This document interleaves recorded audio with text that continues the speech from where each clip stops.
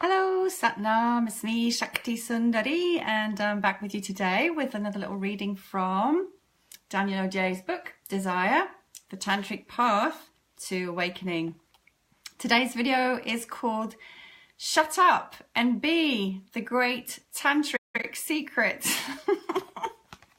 And I'm reading from and commenting upon Chapter 24 from this book, which is called Chants of the Dakinis, The Great Secret.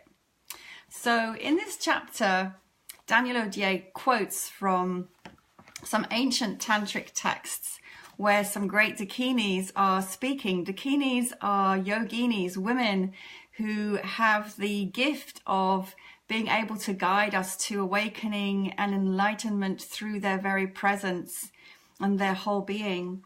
So he quotes these poems, and in these poems and these bits that he quotes, they make it seem so very simple to be fully present, to be fully awakened to the reality of life. And he says about these dakinis and these yoginis, I have to put my glasses on, to encounter such a being who wants nothing from you, who refuses nothing, who takes nothing, and who does not even want to lead you to liberation, unlike most of us, me included, is the experience of those who approach an authentic master. A master is nothing else but the mirror of our own freedom. That's beautiful, isn't it? In the total easing and opening of the mind, he has no projections. He allows the richness of each moment to pass before him like a parade, and contacts his sensorality without making any mental commentary about it. He lives things as they are in their intensity and their original duration, without adding, without cutting off, without grasping or abandoning. A master is always there, ready for unconditional love.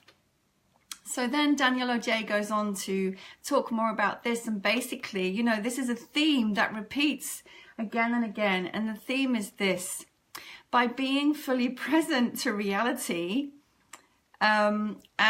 we still the mind, and when we still the mind, we are in contact with the grace of all that is, with the magic of all that is, and with the flow of life.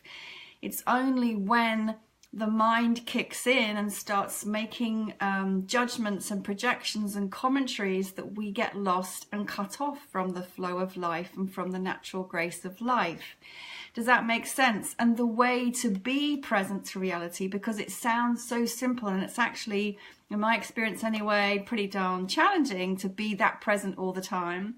The way we do it though in Tantra is by our sensory interaction with the world, because when we're fully paying attention, how is my breath? What can I sense?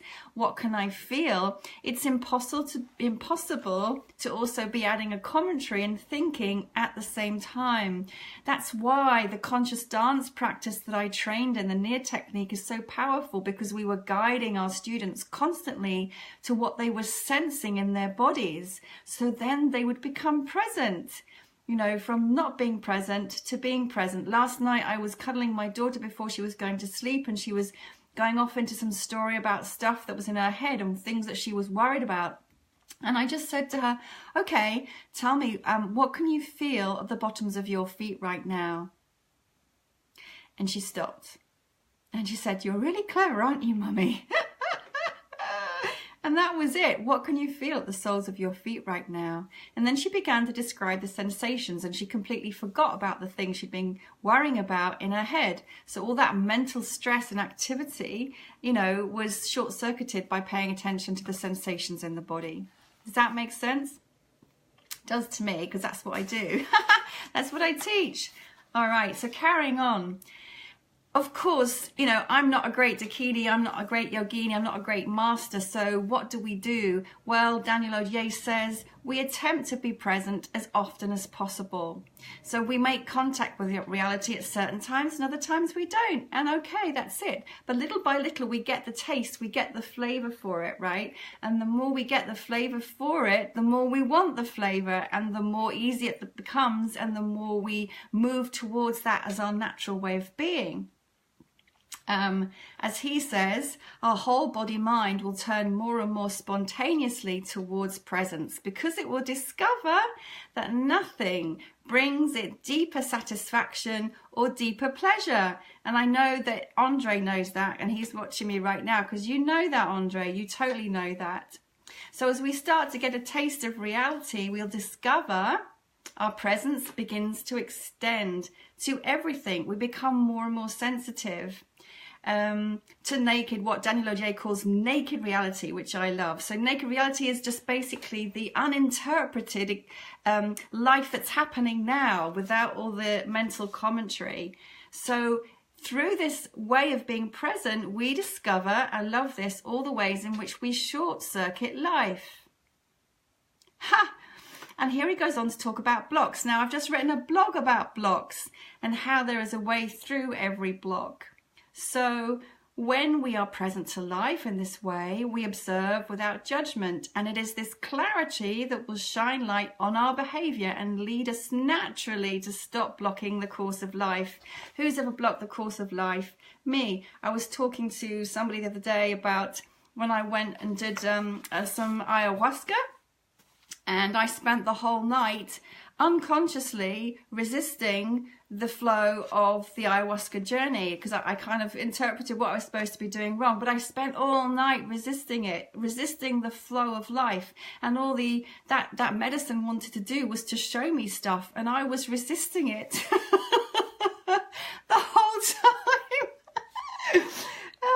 It was really fucking hard work. I couldn't move my body for a day. In order to liberate ourselves, we will observe that we block and how we block. Someone who desires to be fully alive has to do nothing but observe without inner commentary the automatic mechanisms that stop him or her from tasting the tremoring vibration of life. This observation alone is the key to our liberation. It requires naked, here we come again, naked and silent awareness, detached from all objectives. So once again, taking away the quest for something, the search for something, the projection of something. It's just pure being now, sensing, tasting, smelling, touching now. That's it. That's where the liberation comes. And then witnessing ourselves whenever something within us arises that wants to stop, that wants to interpret, that wants to control, that wants to push away, that wants to pull towards. In that moment, we're already out of the flow of existence. And again, another example, which I wrote about in my blog today, I got locked into my living room last night. And it could have been really scary and I could have really panicked. But after a few minutes of just thinking, oh God, I'm quite thirsty. What am I going to drink? I just relaxed. And my daughter was brilliant. She was totally relaxed. And together, very quickly, we found a solution. And within 20, 30 minutes or whatever, we were out of that room just by surrendering to the situation and just opening and letting go and trusting that a solution would be found. And it was so simple. Little by little, we will see that this play totally changes our relationship with others. We will finally be here without expectation or plan, without fear, without the need to grasp or reject. And we will then feel a profound peace distilled through our entire sensitive body, which will have become complete presence and tremoring vibration. He loves using that word, tremoring, but it's brilliant because it makes this spiritual theory and text become alive, because it really is. It is vibrating. This truth vibrates and we feel it in our bodies. We feel it tremoring. It's not just empty words and text and black and white. It's actually a vibration that we feel. And this is the vibration of ecstasy. I'm not going to say any more from the book, actually. This is the vibration of ecstasy. And this is what I'm all about. And actually, oh gosh, can I remember when I'm doing it? I'm doing a talk at Vantra in London on March the 25th, a Thursday evening, which is all about living ecstatically. And it's all about how we take these tantric teachings into our everyday. So not off in a cave, not in some tantric orgy, just in the now while we're cooking dinner, making the beds, going to hoover, which I'm just about to do. And I'm going to hoover my bedroom tantrically, and I'll report back to you how that is. So that's it for today, guys. Thanks for watching, and I look forward to being back with you again very soon with more from Daniel Odier. Much love to you, and Satnam.